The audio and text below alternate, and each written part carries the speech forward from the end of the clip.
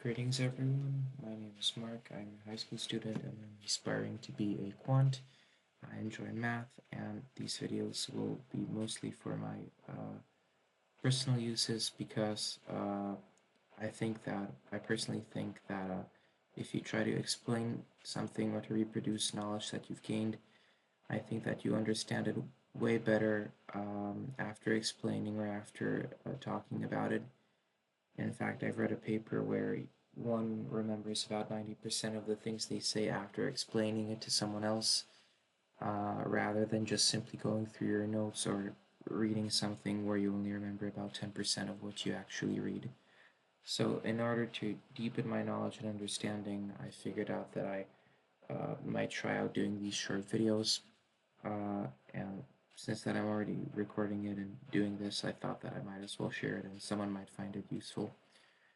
I'll be going over many topics from simple mathematics to complex quantitative methods. But just to start things off, I think a short, simple video about simplifying algebraic expressions will do. So there are multiple ways how to simplify expressions or how to rewrite expressions. The first way is by factoring out certain terms or variables or numbers. For example, if you were to factor this expression ab plus a, you can factor out the a variable, and that will look like this. If you would multiply the parentheses by the a variable, a times b and and a times 1, you would get ab plus a, which is essentially this expression that we have right here.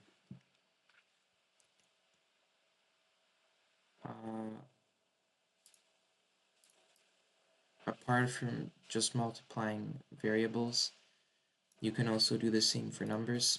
If you would want to prove this, if this actually works, then you can, for example, take some numbers, for example, 3 plus 6, you can factor out the 3, and then you would have in your parentheses 2 plus 1, and if you were to multiply the parentheses, you would get 3 plus 6, which is 9, and if you were first to calculate the sum of the parentheses, you'd get 3, and then 3 times 3 is also 9. So both are correct.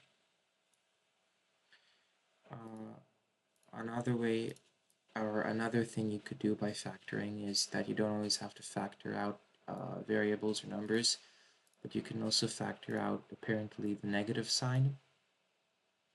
So if you were to factor this out, this would look like negative b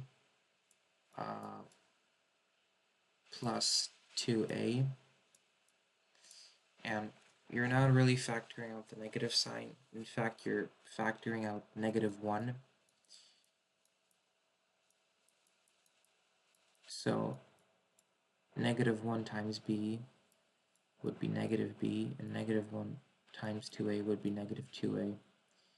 People just don't write the -1 in front of the parentheses because it doesn't really matter.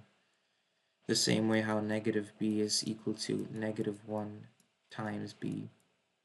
You don't really write the -1, you just write negative b.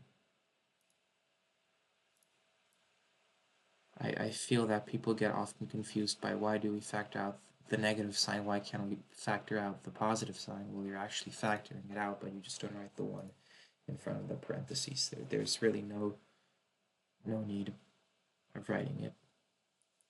The next thing you could do is using these formulas. You can rewrite, well, formulas, these expressions.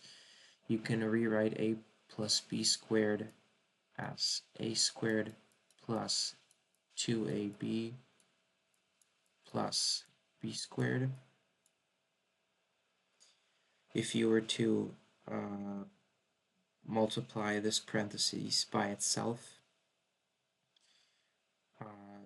And if you were to rewrite that, you just get like two parentheses, like the same parentheses next to each other. I mean, I can write it for the next one. So a minus b squared would be a minus b times a minus b squared, of course. And by multiplying the parentheses between each other, you get a squared minus 2ab plus b squared. The next expression is a squared minus b squared. And if you were to rewrite that, you'd get a minus b times a plus b. And remember, this is not squared. This is just a minus b and a plus b. A times a would be a squared, a plus b would be ab. Negative b times a would be negative ab. So the positive and the negative variables would, or ab's, I guess, if you will, would cancel each other out. And negative b times positive b is negative b squared. The third way how to, well, third way, there's a lot of ways, but another way how to simplify algebraic expressions if you have an exponent, specifically to the power of 2, you can rewrite this as also as a multiplication between two parentheses, and you'll be starting with the x variable because x times x equals x squared, and then you're looking for two numbers which will have the product when multiplied between one another of 6. So that's either 1 times 6 is equal to 6 or 2 times 3. But if you look carefully, we also have this 5x here, and 2 plus 3 is equal to 5. And sure, you can argue that 6 minus 1 is also equal to 5, but we would have to have one of those numbers to be negative, and negative times positive is negative. And if you look closely, we have a positive 6 right here. So if we were to have positive 6 and negative 1, then we get negative 6 and not positive 6. So therefore, this is the only way how to simplify it, by using this method. So we would have x plus 2 times x plus 3. Let's go through a quick example. So you can start by factoring out the 3, and you get x squared minus x minus 6. And in the denominator, you can rewrite this as x plus 2 times x plus 2.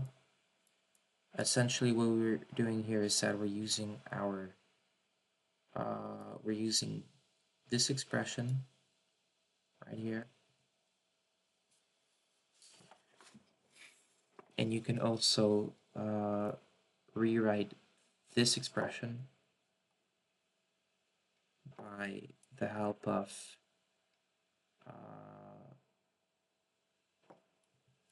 you can rewrite that expression by the help of this right there. So if you were to rewrite that, that would be 3 times x minus 3 x plus 2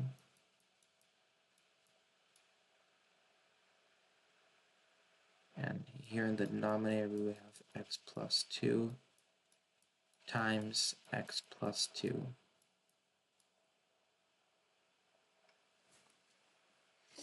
In fact, if you look at this is also similar, quite similar to this expression here. And they're kind of similar, and this isn't really squared to anything, right? 6 to the power of 2 would be the square root of 6, and this isn't really any number to the power of 2. So sorry, it's actually this one, but I guess they're interchangeable. They're quite similar. And after that, you can just simply factor out these two terms. So if we were to simplify this expression, we'd get 3 times x minus 3 over x plus 2. And that would be our final answer. Where x wouldn't be equal to negative 2 because whatever is in the denominator cannot be equal to 0 because dividing something by 0 doesn't really make sense. For those who are curious or who want to practice, here are some practice problems. Thanks for listening, and that'll be it for today. Talk to you soon and stay safe.